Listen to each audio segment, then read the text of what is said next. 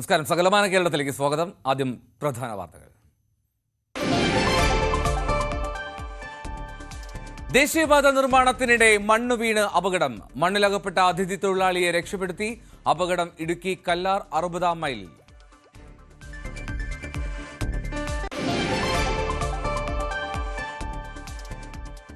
ചുഴലി കാവുമ്പായ റോഡിലെ ഗർത്തം soil piping പ്രതിഭാസം മൂലം റോഡിലൂടെ കാൽനട യാത്ര പോലും അസാധ്യം.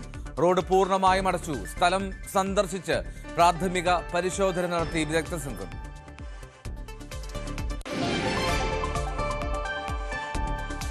സന്നിധാനത്ത് ഭക്തിസാന്ദ്രമായി പുതിയ ശ്രീകോവിലിന്റെ പാതുകം വയ്ക്കൽ ചടങ്ങ്. നവഗ്രഹങ്ങൾക്കായി പുതിയ ശ്രീകോവിൽ നിർമ്മാണം. ദേവപ്രശ്നവിധി അനുസരിച്ച് ഉത്തരായനത്തിന് മുമ്പ് നിർമ്മാണം പൂർത്തിയാക്കാൻ തീരുമാനം.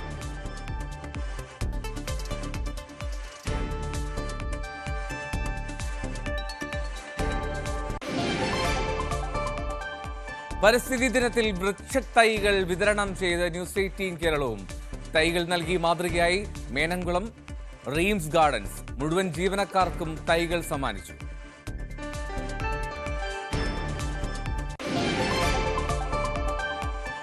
മലപ്പുറത്ത് കോഴി മാലിന്യ സംസ്കരണ പ്ലാന്റുകൾക്കെതിരെ വ്യാപാരികൾ. കടകളിലെത്തി മാലിന്യം ശേഖരിക്കുന്നതിന് ഉയർന്ന ഫീസ് എന്ന ആക്ഷേപം. ചിക്കൻ വ്യാപാര സ്ഥാപനങ്ങൾ അടച്ചിട്ട് പ്രതിഷേധം.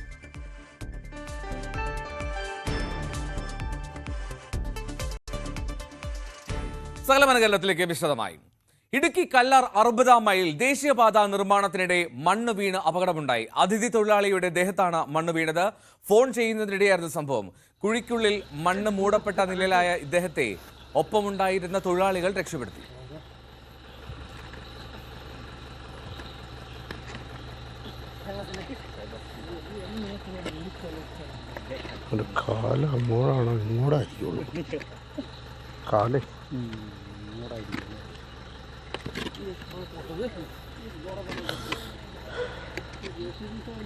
ഞാൻ സാലോട് പറഞ്ഞു ഏഴവിടെ മണ്ണിടിക്കുന്നു പറയലും പുള്ളി ഫോൺ ചെയ്യാൻ വന്നിരുന്ന. മലപ്പുറം വളാഞ്ചേരി പൈങ്കണ്ണൂരിൽ യുവാവിനെ മരിച്ച നിലയിൽ കണ്ടെത്തി. മാരാതെ പീടിക പഞ്ചായത്ത് കുളത്തിലാണ് മൃതദേഹം കണ്ടെത്തിയത്. എടയൂർ പൂക്കാട്ടിരി സ്വദേശി ശ്രീനിവാസിന്റെ മകൻ പ്രണവാണ് മരിച്ചത്. കഴിഞ്ഞ ദിവസം മുതൽ പ്രണവിനെ കാണാനില്ലായിരുന്നു. പ്രണവിന്റെ ബൈക്കും മൊബൈൽ ഫോണും 1 കിലോമീറ്റർ അകലെ കണ്ടെത്തിയിരുന്നു.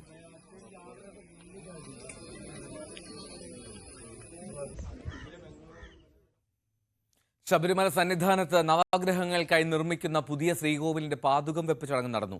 Thiruvithamkoor Devaswom board president PS Prasanth, അംഗം അഡ്വക്കേറ്റ് A അജികുമാർ, ശബരിമല തന്ത്രി കണ്ഠരര് ബ്രഹ്മദത്തൻ എന്നിവർ ചേർന്നാണ് പാതുകം വെപ്പ് ചടങ്ങ് നിർവഹിച്ചത്. മാളികപ്പുറത്തിന് സമീപമാണ് പുതിയ ശ്രീകോവിൽ ഒരുങ്ങുന്നത്. നേരത്തെ ഉണ്ടായിരുന്ന നവഗ്രഹങ്ങളുടെ ശ്രീകോവിൽ കൂടുതൽ അഭികാമ്യമായ സ്ഥലത്തേക്ക് മാറ്റി സ്ഥാപിക്കണമെന്ന് ദേവപ്രശ്നവിധിയിൽ പറഞ്ഞതനുസരിച്ചാണ് പുതിയ ശ്രീകോവിലിന്റെ നിർമ്മാണം. ഉത്തരായണത്തിന് മുമ്പ് ശ്രീകോവിൽ നിർമ്മാണം പൂർത്തിയാക്കാനാണ് തിരുവിതാംകൂർ ദേവസ്വം ബോർഡ് ഉദ്ദേശിക്കുന്നത്. ചടങ്ങിൽ Sabarimala executive officer B Murari Babu, Sabarimala administrative officer Biju V Nath, executive എഞ്ചിനീയർമാരായ ശ്യാം പ്രസാദ്, രാജേഷ് മോഹൻ എന്നിവരും പങ്കെടുത്തു. കണ്ണൂർ ചെങ്ങളായി ചുഴലി കാവുമ്പായ റോഡിൽ ഗർത്തം രൂപപ്പെട്ടത് സോയിൽ പൈപ്പിംഗ് പ്രതിഭാസം മൂലമാണെന്ന് സ്ഥലം സന്ദർശിച്ച് പ്രാഥമിക പരിശോധന നടത്തിയ വിദഗ്ധ സംഘം കണ്ടെത്തി. റോഡിലൂടെ കാൽനട യാത്ര പോലും അസാധ്യമാണ്. റോഡ് പൂർണ്ണമായും അടച്ചു. ഗതാഗതം നിടിയേങ്ങ റോഡ് വഴി തിരിച്ചുവിട്ടു. സംഭവത്തിൽ ജില്ലാ മണ്ണ് സംരക്ഷണ ഓഫീസ് ജില്ലാ കളക്ടർക്ക് പ്രാഥമിക റിപ്പോർട്ട് നൽകി. പത്തനംതിട്ടയിൽ ഹൈക്കോടതി അഭിഭാഷകൻ പ്രതിയായ പോക്സോ കേസ് അട്ടിമറിക്കാൻ ശ്രമിച്ചുവെന്ന പരാതിയിൽ പോലീസിനെതിരെ CWC ആഭ്യന്തര വകുപ്പിന്റെ റിപ്പോർട്ടിനെതിരെ മുഖ്യമന്ത്രിക്ക് പരാതി നൽകാൻ ഒരുങ്ങുകയാണ് ചൈൽഡ് വെൽഫെയർ കമ്മിറ്റി. SP ഉൾപ്പെടെ ഉന്നത പോലീസ് ഉദ്യോഗസ്ഥർക്ക് വീഴ്ച പറ്റിയത് മറയ്ക്കാൻ വേണ്ടി CWCയെ ബലിയാടാക്കുന്നുവെന്നാണ് പരാതി. ചെയർമാൻ ഉൾപ്പെടെയുള്ള ആരുടെയും വിശദീകരണം കേൾക്കാതെയുള്ള റിപ്പോർട്ട് ഏകപക്ഷീയമാണെന്നാണ് CWCയുടെ വാദം. പോക്സോ കേസ് അട്ടിമറിയിൽ കോന്നി ഡിവൈഎസ്പിയും CIയെയും സസ്പെൻഡ് ചെയ്തുള്ള ആഭ്യന്തര വകുപ്പിന്റെ റിപ്പോർട്ടിലാണ് CWCയ്ക്കും വീഴ്ച പറ്റിയെന്ന ഗുരുതര പരാമർശം. കേസ് അട്ടിമറിക്കാൻ CWC ഓഫീസിൽ 1-ാം പ്രതിയായ ഹൈക്കോടതി അഭിഭാഷകൻ നൌഷാദ് നേരിട്ടെത്തിയെന്നാണ് ആഭ്യന്തര വകുപ്പിന്റെ കണ്ടെത്തൽ. എന്നാൽ ഈ അന്വേഷണ റിപ്പോർട്ട് പൂർണ്ണമായി തള്ളുകയാണ് CWC. സുപ്രീം കോടതിയുടെ പരിഗണനയിലുള്ള കേസായതിനാൽ പരസ്യ പ്രതികരണത്തിനില്ല. ഇത് സംബന്ധിച്ച് മുഖ്യമന്ത്രിക്ക് പരാതി നൽകാനാണ് തീരുമാനം. പീഡനത്തെക്കുറിച്ച് കഴിഞ്ഞ ഓഗസ്റ്റിലാണ് ജില്ലാ പോലീസ് മേധാവിക്ക് പരാതി നൽകിയത്. പരാതി പിന്നീട് കോന്നി പോലീസിന് കൈമാറിയെങ്കിലും SP തുടരന്വേഷണം നടത്തിയില്ല. പോക്സോ കേസിൽ മേൽനോട്ട ഉത്തരവാദിത്തം SP-ക്കാണെന്നിരിക്കെയാണ് വീഴ്ച വരുത്തിയത്. പിന്നീടാണ് 3 മാസം കേസെടുക്കാതിരുന്ന സംഭവത്തിൽ കോന്നി ഡിവൈഎസ്പിയെയും CIയെയും ഇപ്പോൾ സസ്പെൻഡ് ചെയ്തത്. 1-ാം പ്രതി നൌഷാദ് CWCയിൽ എത്തിയെന്ന കാര്യം ശരിയാണെന്നും അതിജീവിതയെ കാണണമെന്ന ആവശ്യം തള്ളിയെന്നും ഓഫീസിൽ നിന്ന് പ്രതിയെ ഇറക്കിവിട്ടെന്നും ചെയർമാൻ വ്യക്തമാക്കി. CWCയെ സ്വാധീനിക്കാൻ മുൻ ഗവൺമെന്റ് ലീഡർ കൂടിയായ പ്രതി ശ്രമിക്കുന്നുവെന്നും തൊട്ടുപിന്നാലെ SP-യെ രേഖാമൂലം പരാതി അറിയിച്ചു. ഓഗസ്റ്റ് 3-ന് പീഡനവിവരം 17-കാരി തുറന്നു പറഞ്ഞതു മുതൽ സംരക്ഷണം ഏറ്റെടുത്തു. പ്രതി ഉന്നതനായതിനാൽ സൈക്കോളജിസ്റ്റിന്റെ സഹായത്തോടെയാണ് തെളിവ് ശേഖരണം നടത്തിയത്. പോലീസിന് റിപ്പോർട്ട് നൽകാൻ 10 ദിവസത്തെ കാലതാമസം അങ്ങനെയുണ്ടായതെന്നാണ് CWCയുടെ വിശദീകരണം. ഇതിനെല്ലാം രേഖാമൂലം തെളിവുണ്ട്. ഒരു രേഖയും പരിശോധിക്കാതെ ആഭ്യന്തര വകുപ്പ് ഏകപക്ഷീയമാണ് റിപ്പോർട്ട് തയ്യാറാക്കിയത്. തെളിവുകൾ സഹിതം പോലീസ് വരുത്തിയ വീഴ്ച മുഖ്യമന്ത്രിയെ ധരിപ്പിക്കാനാണ് CWC ചെയർമാന്റെ തീരുമാനം. പോക്സോ കേസ് അട്ടിമറിയിൽ പോലീസിന്റെ കള്ളക്കളി തെളിയിക്കുന്ന ചില ഫോൺ കോളുകളും മുഖ്യമന്ത്രിക്ക് നൽകുന്ന പരാതിക്കൊപ്പം നൽകും. ഇതോടെ പോക്സോ കേസിൽ ചൈൽഡ് വെൽഫെയർ കമ്മിറ്റിയും പോലീസുമായി പോര് ശക്തമാകുകയാണ്. ന്യൂസ് 18 പത്തനംതിട്ട. മലപ്പുറത്ത് കോഴി മാലിന്യ സംസ്കരണ പ്ലാന്റുകളുടെ ചൂഷണത്തിനെതിരെ ചിക്കൻ വ്യാപാര സ്ഥാപനങ്ങൾ അടച്ചിട്ട് പ്രതിഷേധം. കോഴി ചില്ലറ കച്ചവടക്കാരുടെ സംഘടനയായ AKRCM, MAKSCVS എന്നീ സംഘടനകളുടെ നേതൃത്വത്തിലാണ് കോഴി സമരം.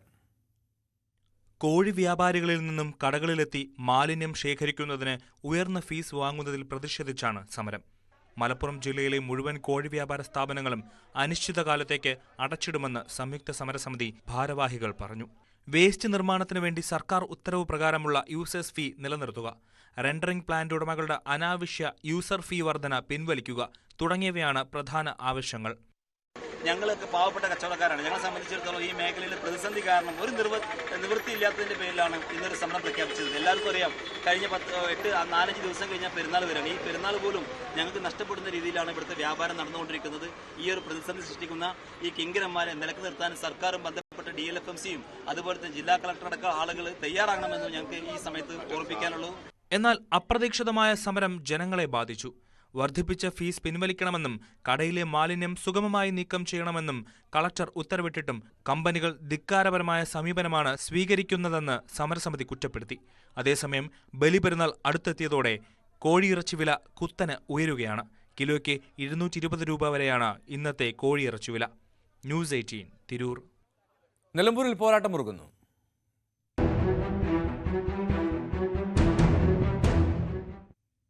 തെരഞ്ഞെടുപ്പ് പ്രചാരണത്തിന് തുടക്കമിട്ട PV അൻവർ എടക്കര കാലിച്ചന്തയിലെത്തി വോട്ട് ചോദിച്ചായിരുന്നു തുടക്കം.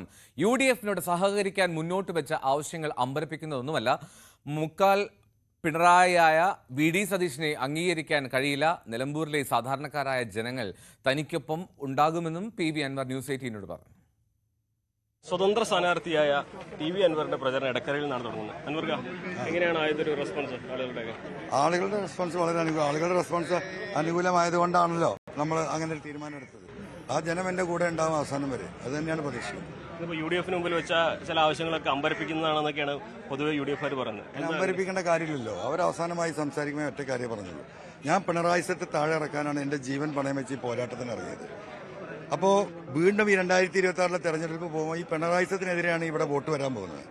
അപ്പം മുക്ക പിണറായി ആയ VD സതീശനെ ആ സ്ഥാനത്തേക്ക് ഇരുത്താൻ ഞാനില്ല. അത് കേരളത്തിലെ ജനങ്ങൾക്ക് മനസ്സിലാവും. ഈ പ്രശ്നങ്ങൾ മുഴുവൻ ഈ കോലത്തിലാക്കിയത് എന്താണ്? ആ നെക്സസിന്റെ ഭാഗമായി അദ്ദേഹത്തെ തീരുമാനമല്ലേ? പിന്നെ അതിലെന്താ അർത്ഥം? അപ്പോൾ ഞാൻ പറഞ്ഞു, അങ്ങനെയാണ് നിങ്ങൾ തീരുമാനിക്കുന്നതെങ്കിൽ ഞാൻ ഏറ്റെടുത്ത വിഷയങ്ങളാണ് ഈ ഫോറസ്റ്റും പോലീസും.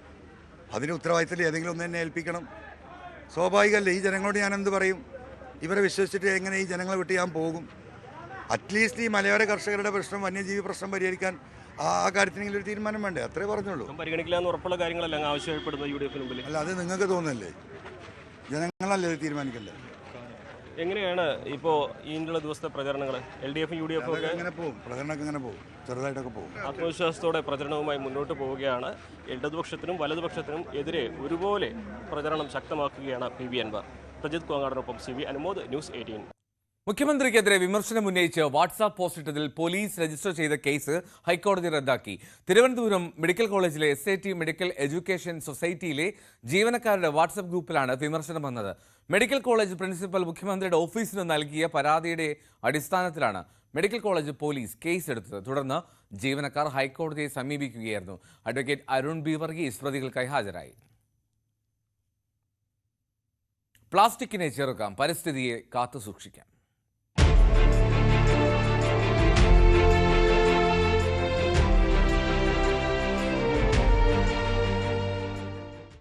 ലോക പരിസ്ഥിതി ദിനത്തിൽ വ്യത്യസ്തമായ ഒരു മെഡിക്കൽ കോളേജ് ക്യാമ്പസിനെ കുറിച്ചറിയാം. ജീവിച്ചിരിക്കുന്നതും മൺമറഞ്ഞതുമായ നിരവധി പ്രമുഖർ നട്ട് ജീവജലം പകർന്ന നിരവധി വൃക്ഷങ്ങളാണ് ഈ ക്യാമ്പസിൽ തണലും ഊർജവും പകർന്ന് നിൽക്കുന്നത്.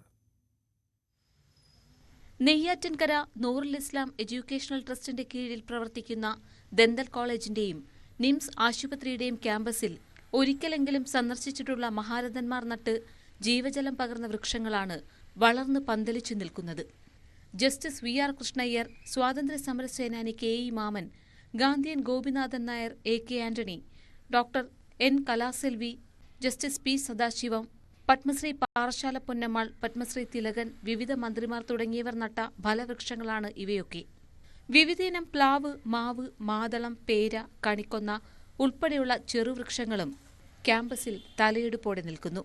ക്യാമ്പസിലെ പാർക്കിംഗ് സ്ഥലം മുതൽ ഓരോ വൃക്ഷത്തൈകളും നട്ട പ്രമുഖരുടെ പേരുകളും നട്ട കാലവും അടയാളപ്പെടുത്തിയിട്ടുണ്ട്.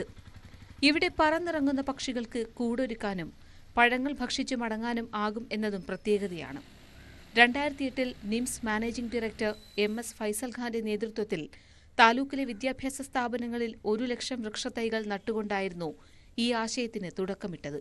ഇവിടെ വന്നിട്ടുള്ള മഹാരഥന്മാരെല്ലാവരും തന്നെ ഇവിടെ ഒരു ചെടി അല്ലെങ്കിൽ ഒരു വൃക്ഷം നട്ട് അവരുടെ സാന്നിധ്യം ഇവിടെ ഉണ്ടായിരുന്നു എന്നുള്ളതിൻ്റെ തെളിവാക്കി പോയിട്ടുള്ളവരാണ്. അതിൽ പലരും ഇന്ന് നമ്മളോടൊപ്പം ഇല്ല. എന്നാൽ പോലും അവരുടെ ഓർമ്മ പോലെ തന്നെ ജ്വലിച്ചു നിൽക്കുന്ന വൃക്ഷങ്ങൾ നമ്മുടെ ആശുപത്രിയുടെ മുന്നിൽ തന്നെ ഒരുപാടെണ്ണം കാണാം. അവ നൂറ്റാണ്ടുകളോളം നമ്മൾ പറഞ്ഞ മഹാരഥന്മാരെല്ലാം പോയതിന് ശേഷവും നൂറ്റാണ്ടുകളോളം ഇനി വരുന്ന തലമുറയ്ക്കും അവരുടെ ഓർമ്മയുടെയും കരുതലിൻ്റെയും പ്രതീകമായി എന്നെന്നും നിലകൊള്ളുന്നു. പുഴ നടത്തം, പുഴയോരത്തെ സംരക്ഷിക്കുന്നതിന് കണ്ടൽ ചെടികൾ നട്ടുവളർത്തൽ തുടങ്ങിയവ നിംസ് ഹരിതകത്തിന്റെ ഭാഗമായി. ആശുപത്രിയിൽ ജനിക്കുന്ന ഓരോ കുഞ്ഞിന്റെ രക്ഷിതാക്കൾക്കും കുഞ്ഞുമായി വീട്ടിൽ മടങ്ങുമ്പോൾ ഓരോ ഫലവൃക്ഷത്തൈകൾ നൽകുന്ന കാര്യത്തിലും നിംസ് ഹരിതകം പദ്ധതി ശ്രദ്ധിച്ചു. ഇത്തരത്തിൽ 50,000-ലധികം വീടുകളിൽ തന്റെ കുഞ്ഞിനോടൊപ്പം ഓരോ വൃക്ഷത്തൈകളും വളരുന്നു എന്നതും എടുത്തു പറയേണ്ട കാര്യമാണ്. ന്യൂസ് 18 തിരുവനന്തപുരം.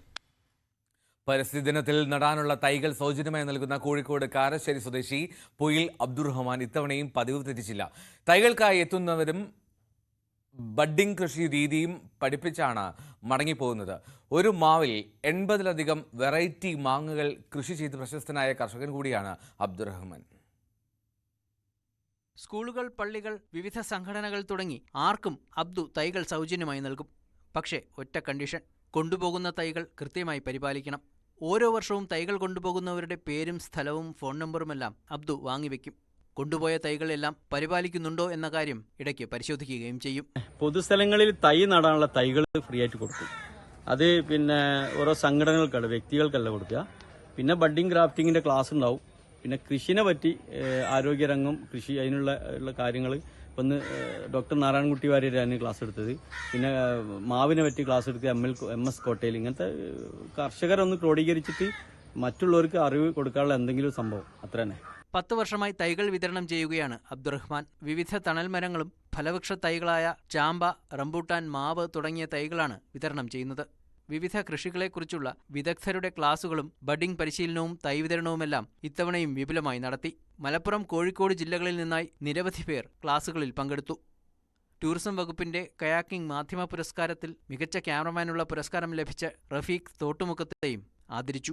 MVR ക്യാൻസർ സെന്ററിലെ ഡോക്ടർ നാരായണൻകുട്ടി വാര്യർ പരിപാടി ഉദ്ഘാടനം ചെയ്തു. മാവ് കൃഷിയിൽ വിദഗ്ധനായ MS കോട്ടയിൽ മാവിൻ കൃഷിയെക്കുറിച്ചുള്ള ക്ലാസ് എടുത്തു. ന്യൂസ് 18 കാരശ്ശേരി.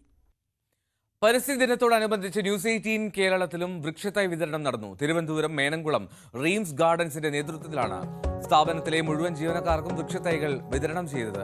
റീംസ് ഗാർഡൻസ് ഉടമ, റീംസ് മാനേജർമാരായ ഷഹാന, ചന്ദൻ എന്നിവർ ചേർന്ന് വിതരണം നിർവഹിച്ചു. News 18 Keralam consulting editor Leen ജസ്മിസും സീനിയർ എഡിറ്റർ മഞ്ജുഷ് ഗോപാലും ചേർന്ന് വൃക്ഷത്തൈകളുടെ വിതരണോദ്ഘാടനം നിർവഹിച്ചു.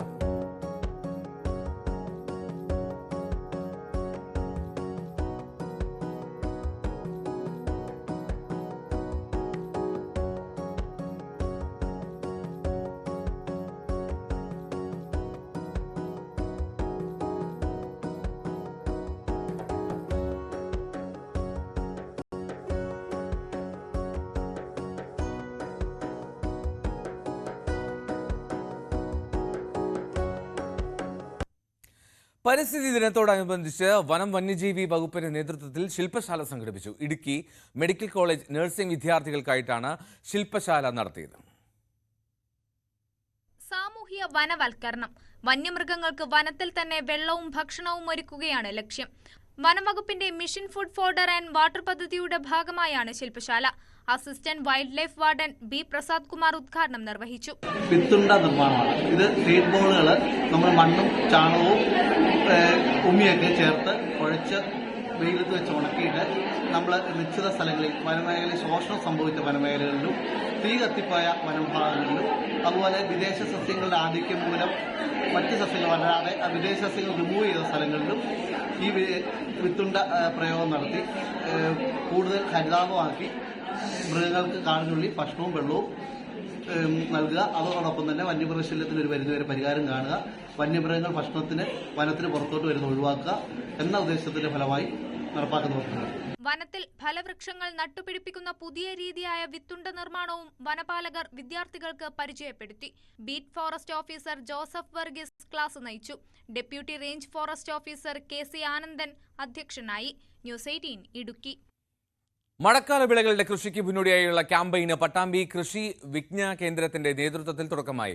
ഇതിന്റെ ഭാഗമായി വിവിധ കൃഷി ഭവന് കീഴിലെ കർഷകർക്ക് പരിശീലനം നൽകും. പുതിയ കണ്ടുപിടുത്തങ്ങൾ കർഷകരിലേക്ക് എത്തിക്കുകയും അവരുടെ ആശയങ്ങൾ സ്വീകരിക്കുകയുമാണ് പദ്ധതി ലക്ഷ്യം വെക്കുന്നത്. കേന്ദ്ര വികസിത് കൃഷി സങ്കൽപ് അഭിയാന്റെ ഭാഗമായാണ് കൃഷി. പട്ടാമ്പി കൃഷി വിജ്ഞാന കേന്ദ്രത്തിന്റെ നേതൃത്വത്തിൽ മഴക്കാല വിളകൾ ആരംഭിക്കുന്നതിന് മുന്നോടിയായാണ് ക്യാമ്പയിൻ. മെയ് 29 മുതൽ ജൂൺ 12 വരെ KVKയ്ക്ക് കീഴിലുള്ള 95 കൃഷിഭവനുകളിൽ ക്യാമ്പയിൻ നടപ്പാക്കും. ഓങ്ങല്ലൂർ, പട്ടാമ്പി കൃഷിഭവനുകളിലെ കർഷകർക്കായാണ് പരിശീലനവും കർഷക ശാസ്ത്ര മുഖാമുഖവും സംഘടിപ്പിച്ചത്. RARS മേധാവി ഡോക്ടർ P. രാജി ഉദ്ഘാടനം ചെയ്തു.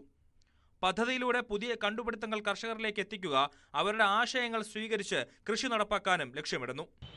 ദേശീയ തലത്തിലുള്ള ഇൻസ്റ്റിറ്റ്യൂട്ടുകളിലെ സയന്റിസ്റ്റുകൾ മുഖേനയും കേരള കാർഷിക സർവകലാശാലയുടെ കൃഷി വിജ്ഞാന കേന്ദ്രങ്ങൾ വഴിയും ആത്മയും കൃഷി വകുപ്പും സഹകരിച്ച് ഈ പദ്ധതി കർഷകരിലേക്ക് നമ്മുടെ കണ്ടുപിടുത്തങ്ങൾ എത്തിച്ചു കൊടുക്കുകയും അവരിൽ നിന്നും തിരിച്ച് റിസർച്ചബിൾ ഇഷ്യൂസ് ഏതൊക്കെയാണെന്ന് മനസ്സിലാക്കി അത് ഒരു പ്രാവർത്തികമാക്കുക എന്നതുമാണ് ഇതിൽ ലക്ഷ്യം വയ്ക്കുന്നത്.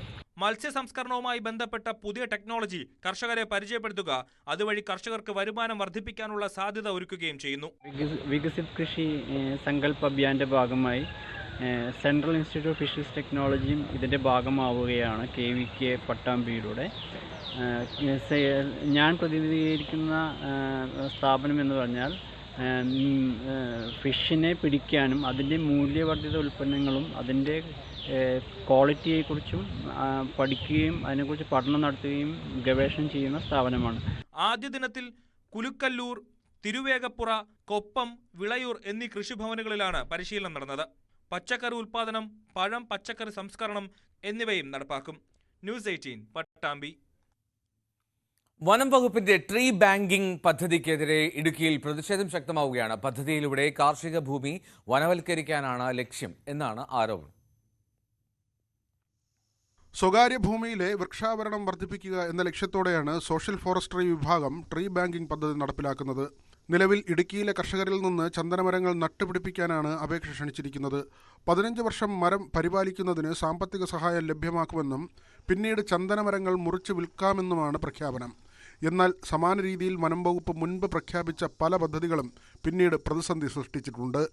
ഇതൊക്കെ ഇപ്പോൾ ഇങ്ങനെ പറയും, ഏത് ഈ ചന്ദന മരങ്ങൾ നിങ്ങൾക്ക് വെച്ച് പിടിപ്പിച്ചിട്ട് നിങ്ങൾക്ക് അങ്ങോട്ട് പൈസ തന്ന് ഇവിടെ ചന്ദന മരം മുറിച്ചു മാറ്റുന്നതിനുള്ള എല്ലാ സഹായങ്ങളും തരുമെന്ന് ഒരു വശത്ത് പറയുകയും ഭാവിയിൽ ഈ നിയമങ്ങൾ മാറ്റിമറിച്ചുകൊണ്ട് സംരക്ഷിത വനമാണ് ഇവിടെയുള്ളത്. ചന്ദനം എന്ന് പറയുന്നത് സംരക്ഷിത വനമാണ്. ഇവിടെ റിസർവ് വനമായി പ്രഖ്യാപിക്കാനുള്ള ഒരു ഗൂഢ പദ്ധതി ഇതിൻ്റെ പിന്നിൽ ഒളിഞ്ഞിരിപ്പുണ്ട്. ആ കാര്യം ഇവിടുത്തെ ജനങ്ങൾ മനസ്സിലാക്കണം, തിരിച്ചറിയണം. വനം വകുപ്പിൻ്റെ ഈ പദ്ധതി ഈ ഗൂഢ ഉദ്ദേശത്തോട് നടത്തുന്ന ഈ പദ്ധതിയിൽ ചെന്ന് ചാടി ജനങ്ങൾ വഞ്ചിതരാകരുത്, കൃഷിക്കാർ വഞ്ചിതരാകരുത്. ഇടുക്കി ജില്ലയ്ക്ക് മാത്രമായി ഈ പദ്ധതി കൊണ്ടുവരുന്നത് ഇതിൻ്റെ പിന്നിൽ വലിയ ഗൂഢാലോചന ഉണ്ട്. അതുകൊണ്ട് തീർച്ചയായും ജനങ്ങൾ വഞ്ചിതരാകരുത് എന്ന് പറയാൻ ആഗ്രഹിക്കുക. 73% വനാവരണമുള്ള ഇടുക്കിയിൽ വീണ്ടും വനാവരണം വർദ്ധിപ്പിക്കുന്നതിലൂടെ ലക്ഷ്യം വെക്കുന്നത് സമ്പൂർണ്ണ വനവൽക്കരണമാണെന്നാണ് ആരോപണം. ചന്ദനം പോലെ അതീവ പ്രാധാന്യമുള്ള മരങ്ങൾ കൃഷിഭൂമിയിൽ പരിപാലിക്കാൻ കർഷകരെ ആകർഷിക്കുന്നതും പിന്നീട് നിബന്ധനകൾ അടിച്ചേൽപ്പിക്കുകയാണെന്നും ആരോപണമുയരുന്നു. ന്യൂസ് 18 ഇടുക്കി. ഉറപ്പുള്ള റോഡിന്റെ അഭാവത്തിൽ ഓക്സിജൻ ഇല്ലാത്ത ഓക്സിജൻ പ്ലാന്റുമായി ഇടുക്കി മെഡിക്കൽ കോളേജ്. പ്ലാന്റിലേക്ക് ഓക്സിജനുമായി വാഹനമെത്താൻ ആവശ്യമായ റോഡ് നിർമ്മിക്കാത്തതാണ് കാരണം. ഓക്സിജൻ പ്ലാന്റ് നിർമ്മിച്ച കമ്പനിയുടെ കരാർ വ്യവസ്ഥകളും അടുത്ത മാസത്തോടെ അവസാനിക്കും. 2 കോടിയിലധികം രൂപ മുടക്കി ഇടുക്കി മെഡിക്കൽ കോളേജിൽ നിർമ്മിച്ച ഓക്സിജൻ പ്ലാന്റിലേക്ക് ഓക്സിജൻ എത്തിക്കാൻ സൗകര്യപ്രദമായ റോഡ് വേണം. പ്ലാൻ പൂർത്തിയാക്കിയ ശേഷം 10,000 ലിറ്റർ ഓക്സിജനുമായി ടാങ്കർ എത്തിയെങ്കിലും മെഡിക്കൽ കോളേജിൽ കയറാൻ കഴിയാതെ വാഹനം തിരികെ പോയിരുന്നു. ഇത് വൻ വിവാദമായിരുന്നു. നിരവധി തവണ മെഡിക്കൽ കോളേജ് അധികൃതരെ നിർമ്മാണ കമ്പനി നോട്ടീസ് നൽകി കാര്യങ്ങൾ ധരിപ്പിച്ചെങ്കിലും അധികൃതർ നടപടി സ്വീകരിച്ചില്ല. ഓക്സിജൻ പ്ലാന്റുകാരുമായിട്ടുള്ള കരാർ അടിസ്ഥാനത്തിൽ ഈ ഒക്ടോബർ മാസം ഇവരുടെ കാലാവധി തീരുക. കാരണം ഒക്ടോബർ മാസത്തിന് മുമ്പ് ഈ റോഡ് സജ്ജമായി അവർക്ക് ഓക്സിജൻ പ്ലാന്റ് നിറയ്ക്കാനുള്ള വണ്ടി കയറാനുള്ള സംവിധാനം ചെയ്തു കൊടുക്കണമായിരുന്നു. പക്ഷെ 2 പ്രാവശ്യം അവരുടെ ഓക്സിജൻ നിറച്ച വണ്ടി ഇവിടെ വന്നു. ഇങ്ങോട്ട് കയറി വരാൻ വഴി സംവിധാനം ഇല്ലാത്തതുകൊണ്ടും അശാസ്ത്രീയമായ റോഡ് സംവിധാനം അവരെ നിർമ്മിച്ചുകൊണ്ട് അശ്രദ്ധ മൂലം അത് പാഴായി വണ്ടി തിരിച്ചുപോയി. സെപ്റ്റംബറിൽ നിർമ്മാണ കമ്പനിയുമായുള്ള കരാർ അവസാനിക്കുകയാണ്. ഇതോടെ 2 കോടി രൂപ മുടക്കി നിർമ്മിച്ച പ്ലാന്റ് ഉപയോഗശൂന്യമാകും. ജില്ലയിൽ വീണ്ടും കോവിഡ് പടരുന്ന സാഹചര്യത്തിൽ ഓക്സിജന്റെ പ്രാധാന്യം ഏറുകയാണ്. നിർമ്മാണ ജോലികൾ പൂർത്തീകരിച്ച് മാസങ്ങൾ പിന്നിട്ടിട്ടും റോഡില്ലാത്തതിനാൽ പ്ലാന്റും പദ്ധതിയും നഷ്ടപ്പെടുന്ന സാഹചര്യമാണ്. എന്നിട്ടും അധികൃതർ ആരും തിരിഞ്ഞു നോക്കുന്നില്ലെന്നാണ് നാട്ടുകാരുടെ പരാതി. നിലവിലെ കരാർ കമ്പനി ഒഴിവായാൽ പുതുതായി ടെൻഡർ ചെയ്യേണ്ടി വരും. പുതിയ കരാർ ഏറ്റെടുക്കുന്ന കമ്പനി നിലവിൽ പണി പൂർത്തിയാക്കിയ പ്ലാന്റ് തന്നെ ഉപയോഗിക്കുമെന്ന് പറയാനാകില്ല. അങ്ങനെ വന്നാൽ 2 കോടി രൂപ മുടക്കി പണിത പ്ലാന്റും അനുബന്ധ സംവിധാനങ്ങളും പ്രയോജനമില്ലാതാകും. ജില്ലാ ഭരണകൂടം ഇടപെട്ട് അടിയന്തര നടപടി സ്വീകരിച്ചില്ലെങ്കിൽ ഇടുക്കി ജില്ലയ്ക്ക് തന്നെ വലിയ നഷ്ടമുണ്ടാകാനാണ് സാധ്യത.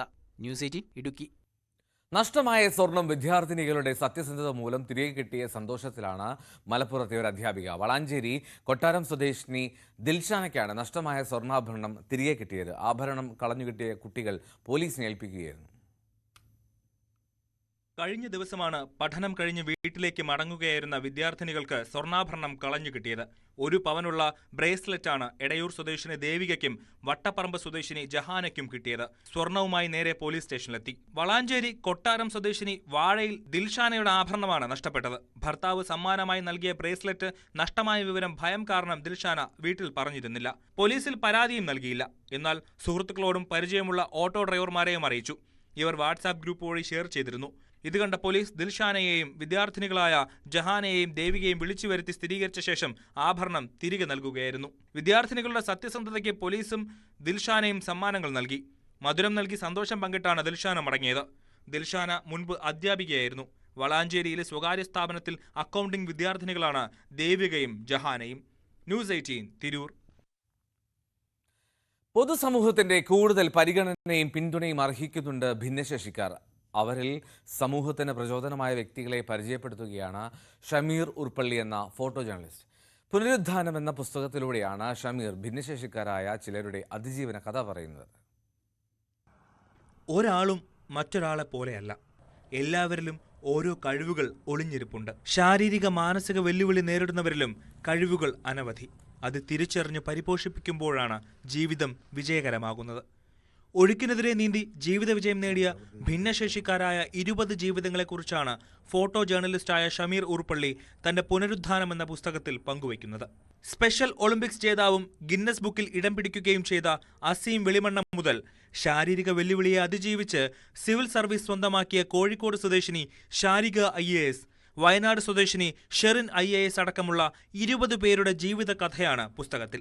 ദുബായ് ഭരണാധികാരിയിൽ നിന്ന് സമ്മാനം കരസ്ഥമാക്കിയ ജസ്ഫർ കോട്ടക്കുന്ന്, ഗ്രാഫിക് ഡിസൈനറായ ശ്രീകണ്ഠപുരത്തെ അഞ്ജലി സണ്ണി, അധ്യാപക സഹോദരങ്ങളായ വയനാട് പുൽപ്പള്ളി മരക്കടവിലെ ജിമ്മി ജോൺ, സുമി ജോൺ, വെയ്റ്റ് ലിഫ്റ്റിംഗ് താരം മാതമംഗലത്തെ PV ലതിക തുടങ്ങിയവരുടെ അതിജീവന കഥയും പുസ്തകത്തിൽ പറയുന്നു. ഇതിൽ കൊല്ലം ജില്ല, കൊല്ലം, എറണാകുളം, പാലക്കാട്, മലപ്പുറം, കണ്ണൂർ, കാസർഗോഡ് ഉൾപ്പെടെയുള്ള വിവിധ ജില്ലകളിൽ നിന്നുള്ള വ്യത്യസ്തമായ ആൾക്കാരുടെ അനുഭവങ്ങളാണ് വയനാട് ഉൾപ്പെടെയുള്ള ജില്ലകളിൽ നിന്നും ഈ പുസ്തകത്തിൻ്റെ അകത്ത് ഉൾപ്പെടുത്താൻ സാധിച്ചിട്ടുണ്ട്. അത് ഒരുപാട് ലൈബ്രറികളിലും അതുപോലെ തന്നെ സ്കൂൾ, NSS, SPC പോലുള്ള യൂണിറ്റുകൾക്ക് എനിക്ക് എത്തിക്കാൻ സാധിച്ചിട്ടുണ്ട്. അതിനുകൊണ്ട് നല്ല റിസൾട്ട് ജനങ്ങളുടെ ഭാഗത്തു നിന്ന് നല്ല രീതിയിലുള്ള പ്രതികരണം എനിക്കുണ്ടായിട്ടുണ്ട്. അതേപോലെ തന്നെ വിലമതിക്കുന്ന ഒരു സംഭവം തന്നെയാണ് ഭിന്നശേഷിക്കാരുടെ രക്ഷിതാക്കൾക്കും അതുപോലെ തന്നെ ഭിന്നശേഷി സൗഹൃദം എന്നൊക്കെ പറയുന്നുണ്ടെങ്കിലും അത് എത്രത്തോളം എത്തിയെന്ന് ഞങ്ങൾ പരിശോധിക്കേണ്ടതാണ്. ആ സാധാരണക്കാരനും അതുപോലെ തന്നെ അവരുടെ പേരൻസിനൊക്കെ ഉൾക്കൊള്ളാവുന്ന രീതിയിലുള്ള ഒരു പുസ്തകമാണ് പുനരുദ്ധാനം എന്ന പേരിൽ ഒരു പുസ്തകം തയ്യാറാക്കിയിട്ടുള്ളത്. കഴിഞ്ഞ 2 വർഷം ഭിന്നശേഷി വ്യക്തികളുടെ ജീവിതം പഠിക്കുകയായിരുന്നു ഷമീർ. ഭിന്നശേഷിക്കാർക്ക് പിന്തുണ നൽകുന്ന കുടുംബങ്ങളുടെയും പ്രൊഫഷണലുകളുടെയും ഉദ്യോഗസ്ഥരുടെയും കൂടെ സമയം ചെലവഴിച്ചും ഓഫീസുകളിൽ കയറിയിറങ്ങിയുമാണ് പുസ്തകം തയ്യാറാക്കിയത്. ഈ പുസ്തകം ഒരു 6 മാസം മുമ്പ് പുസ്തകം കണ്ണൂരിൽ വെച്ചിട്ട് ഇതിൻ്റെ കവർ പ്രകാശനം ചെയ്തിട്ടുണ്ടായിരുന്നു. അതിനുശേഷം ഇപ്പോൾ ഏകദേശം 6 മാസം കഴിഞ്ഞ് ബുക്ക് റിലീസിന് വേണ്ടി തയ്യാറെടുക്കുന്ന സമയത്ത് ജൂൺ 8-ാം തീയതി കണ്ണൂർ ചാമ്പർ ഹാളിൽ വെച്ചിട്ടാണ് ഒരു ഭിന്നശേഷി സൗഹൃദ സംഗമം സംഘടിപ്പിച്ചുകൊണ്ട് സമൂഹത്തിലുള്ള ഭിന്നശേഷിക്കാരായ രക്ഷിതാക്കളെ ഉൾപ്പെടുത്തിക്കൊണ്ട് അവർക്കൊരു മോട്ടിവേഷനും അവരുടെ സംഗമം സംഘടിപ്പിച്ചുകൊണ്ട് റിലീസാക്കാന്നുള്ളൊരു ലക്ഷ്യത്തിലാണ് ഞാൻ എത്തിയിട്ടുള്ളത്. ഭിന്നശേഷിക്കാരായ കുട്ടികൾക്ക് പുസ്തകം സൗജന്യമായി എത്തിക്കുന്നതോടൊപ്പം പുസ്തകം വിറ്റുകിട്ടുന്ന മുഴുവൻ തുകയും മുഖ്യമന്ത്രിയുടെ ദുരിതാശ്വാസ നിധിയിലേക്ക് സംഭാവനയായി നൽകാനാണ് ഷമീറിന്റെ തീരുമാനം. ഡൽഹി കേന്ദ്രമായി പ്രവർത്തിക്കുന്ന മാജിക് പബ്ലിക്കേഷനാണ് പുസ്തകം പ്രസിദ്ധീകരിക്കുന്നത്. യുവാക്കളെയും വിദ്യാർത്ഥികളെയും സൈന്യത്തിലേക്ക് ആകർഷിച്ച ആർമി കോളിംഗ് ആയിരുന്നു ഷമീറിന്റെ ആദ്യ പുസ്തകം. സുമേഷ് മോറാഴ, ന്യൂസ് 18, കണ്ണൂർ. ദേവികുളം താലൂക്കിൽ ഉരുൾപൊട്ടൽ സാധ്യതയുള്ള പ്രദേശങ്ങളിൽ ദേശീയ ദുരന്ത നിവാരണ സേന പരിശോധന നടത്തി. മൂന്നാർ, മാങ്കുളം, ആനവിരട്ടി വില്ലേജുകളിലാണ് സംഘമെത്തിയത്. NDRF inspector Prashanth G. ചീനാത്തിന്റെ നേതൃത്വത്തിലായിരുന്നു സംഘം വിവിധയിടങ്ങളിലെത്തി സ്ഥിതി വിലയിരുത്തിയത്. കാലവർഷം ആരംഭിച്ച സാഹചര്യത്തിൽ എന്തെങ്കിലും അടിയന്തര സാഹചര്യമുണ്ടായാൽ നേരിടുന്നതിനായുള്ള മുന്നൊരുക്കങ്ങളുടെ ഭാഗമായിട്ടായിരുന്നു ദേവികുളം താലൂക്കിൽ ഉരുൾപൊട്ടൽ സാധ്യതയുള്ള പ്രദേശങ്ങളിൽ ദേശീയ ദുരന്ത നിവാരണ സേന പരിശോധന നടത്തിയത്. മൂന്നാർ, മാങ്കുളം, ആനവിരട്ടി വില്ലേജുകളിലാണ് സംഘമെത്തിയത്. NDRF ഇൻസ്പെക്ടർ പ്രശാന്ത് ചീനാത്തിന്റെ നേതൃത്വത്തിലെത്തിയ സംഘം ദേവികുളം തഹസിൽദാറുമായി കൂടിക്കാഴ്ച നടത്തി. തഹസിൽദാർ, വില്ലേജ് ഓഫീസർമാർ എന്നിവരോടൊപ്പം വിവിധ മേഖലകൾ സേനാംഗങ്ങൾ സന്ദർശിച്ച് സ്ഥിതിഗതികൾ വിലയിരുത്തി. മൂന്നാർ വില്ലേജിലെ അന്തോണിയാർ കോളനി, 26 മുറി, MG colony, Laksham colony, Munnar gap road, Mankulam വില്ലേജിലെ ആനക്കുളം, പെരുമ്പംകുത്ത്, 6-ാം മൈൽ, താളുംകണ്ടം, മാങ്കുളം, KSEB ജലവൈദ്യുത പദ്ധതി, ആനവിരട്ടിയിലെ ദേശീയപാത, കോട്ടപ്പാറ കോളനി എന്നീ പ്രദേശങ്ങളിൽ സംഘം പരിശോധന നടത്തി. കനത്ത മഴയുടെ പശ്ചാത്തലത്തിൽ എന്തെങ്കിലും അടിയന്തര സാഹചര്യമുണ്ടായാൽ അത് നേരിടാൻ 33 അംഗ സംഘമാണ് തമ്പടിക്കുന്നത്. കഴിഞ്ഞ മാസം ഇടുക്കിയിലെത്തിയ സംഘം വെള്ളപ്പാറയിലെ വനം വകുപ്പിന്റെ ഡോർമെട്രിയിലാണ് ക്യാമ്പ് ചെയ്യുന്നത്. ന്യൂസ് 18, ഇടുക്കി. സകലമന കേരളം പൂർണ്ണമാവുകയാണ്. ഇനി സ്പോട്ട് ലൈവിൽ ടോം കുര്യാക്കോസ് എത്തും.